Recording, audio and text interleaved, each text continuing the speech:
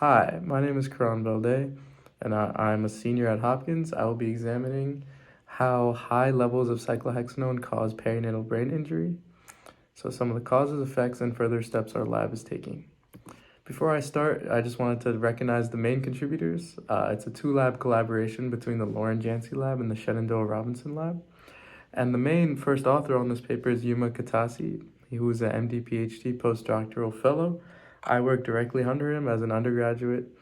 And in these labs, we typically focus on three umbrellas worth of projects. And cyclohexanone falls under the toxin project, so you'll see that.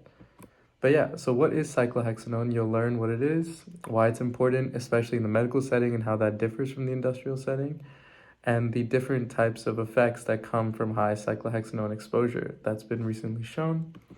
You'll also see how it's such a widely studied topic as of now, as I've cited 3 different papers that go over 3 different forms of cyclohexanone exposure effects.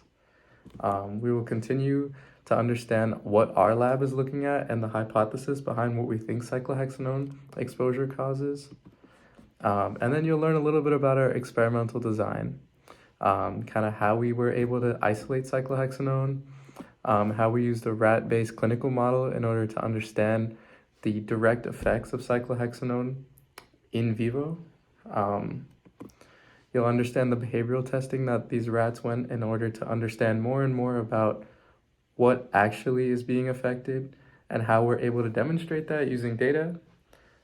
You'll continue to see, then you'll see the results through some intricate graphs and tables that we've created as a lab, showing definitely the effects of cyclohexanone on things such as connectivity, functional activation, global network connectivity, decreases in basal ganglia and deep gray, thalamus, striatum, all these different brain areas, and how those are affected by high cyclohexanone exposure.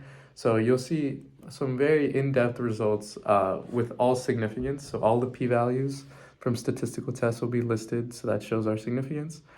And confusing graphs and data will be explained through notes. So if you have any questions, of course, I'll be on the live to answer that, but that will definitely help you understand just how confident we are in this. And going past the results, you'll see that our project is not close to done. There are further steps that we want to take, such as the specific neural mechanisms, as well as finding any diagnostic biomarkers, isolating specific brain areas to understand more and more about why cyclohexanone causes the effects that we've seen. You'll learn about my current contribution as, just an undergrad. What have I done?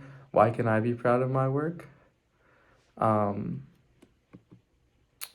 Yeah, and then we'll learn about why this project is significant. If we're able to help babies or help patients in any way possible, this project is obviously very significant. Thank you. And then the last thing I would like to do is to just, again, pay acknowledgements to everyone who helped fund this project. It's a team effort. And so you'll see all my acknowledgements, citations, and influential members in the lab. So thank you very much. I hope you enjoyed the presentation, and I can't wait to present to you over Zoom. So please stop by, and yeah, thank you.